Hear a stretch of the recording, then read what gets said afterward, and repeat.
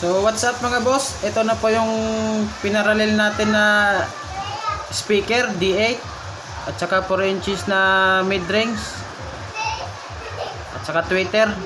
So sound check na natin mga boss. Nasa loob na siya ng box. Okay na. Nakakabit na mga bossing.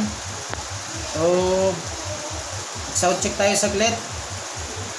Ayan, yung gagamitin natin Concert 5 Auto. So lagyan muna natin ng base kahit dito na lang sa sa gitna na lang 0. Tapos yung middle natin, yan, ganyan na lang. Nakakonforme naman yan sa inyo kung ano yung gusto nyo pagka kayo nagsa sound check. Ayan, balance, gitna lang yan. So play na tayo ng music mga bossing. So yung volume natin dito lang siguro kasi may tulog, nakapagalitan tayo ng tulog.